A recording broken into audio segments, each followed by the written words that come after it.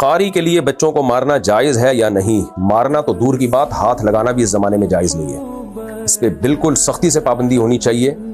اور آپ لوگ نگرانی کیا کریں اپنے بچوں کو، جب مدرسے میں یا اسکول میں بھیجتے ہیں ان کو پہلے بتا دیں قاری صاحب صرف اس بچے کے سر پہ آپ ہاتھ رکھ سکتے ہیں، اس کی باڈی کو ٹچ کرنے کی اجازت نہیں ہے. مارنا تو بہت آگے کی بات ہے، یہ بہت ہی فضول کام ہے. میں نہیں کہہ رہا سارے قاری مارتے پیٹتے ہیں، لیکن بہت سے قاری جنگلیوں درندوں کی طرح مارتے ہیں جو ہم نے اپنی آنکھوں سے دیکھا ہے. ہڈی تک توڑ دیتے ہیں وہ بچوں کی. تو ماں باپ کو پتہ ہی نہیں ہوتا، بچے ڈرے ہوئے ہوتے ہیں، شکایت بھی نہیں لگا رہے ہوتے.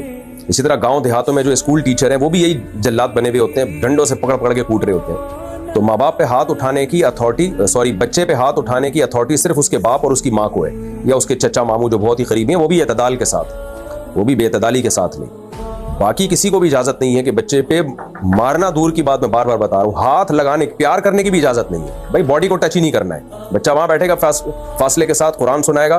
اور اگر آپ کہتے ہو بچہ سختی کے بغیر پڑھ نہیں رہا تو ماں باپ کو بتا دو میرے بس کا نہیں ہے، مجھ سے نہیں پڑھ رہی ہے، میں ہاتھ نہیں لگاؤں گا، اس کو ماروں گا نہیں میں. اور یہ بیکار باتیں ہیں. قاری لوگ اپنی ٹھڑک پوری کر رہے ہوتے ہیں، بچوں کو مار مار کے جنگلیوں کی طرح کوٹ کے. بعض قاری، سارے نہیں ہوتے ایسے، ہم نے بھی پڑھا ہے قاریوں سے، اللہ کا شکر ہے ہمیں کبھی ہاتھ بھی نہیں لگایا انہوں نے.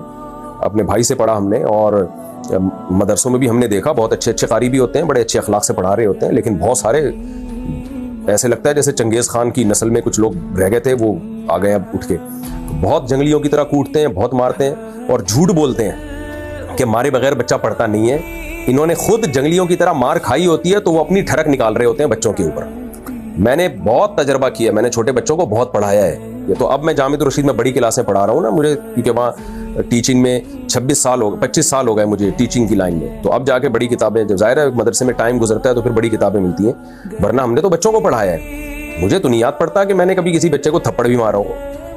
سب ماشاءاللہ پڑھ کے دیے، سب کے نمبر اچھے آتے تھے. تو اپنی بد اخلاقی ہوتی ہے، اپنا دماغ خراب ہوتا ہے ٹیچر کا، اور وہ اپنا غصہ بچوں پہ نکال رہا ہوتا ہے. بچوں کو محبت سے ہنس کھیل کے پڑھائیں، تھوڑا سا روب رکھیں، بس آپ کی آواز میں روب ہونا چاہیے، اسی سے بچہ تھوڑا سا بیٹھا رہے آرام سے. تو اور بچے کو تو ایک دوسرے کے ساتھ مل جل کے ایسے شوق سے پڑھتے ہیں، جب 2-4 بچے بیٹھے ہوں تو مقابلے میں پڑھنا شروع کر دیتے ہیں. تو یہ ٹرینڈ بالکل ختم ہونا چاہیے کہ کوئی قاری بچے پہ ہاتھ اٹھائے. اور اس کے یہ کہ شرعاً جائز ہے ناجائز ہے اس بحث میں نہ پڑیں. اس زمانے میں بہرحال ناجائز ہے. کیمرے لگوائیں مسجدوں میں، مدرسوں میں، کہ کوئی ہاتھ بھی نہیں لگایا، اور بہت سخت پنشمنٹ رکھیں اس پہ. بھائی مارنا دور کی بات، تو نے یوں کیوں پکڑا اس کو؟ یہ تیرا کیا لگتا ہے بچہ؟ تو یوں کیوں پکڑ رہا ہے؟ بچے کی چٹکی کیوں لے رہا ہے؟ تو پیار کیوں کر رہا ہے بچے کے چہرے پہ؟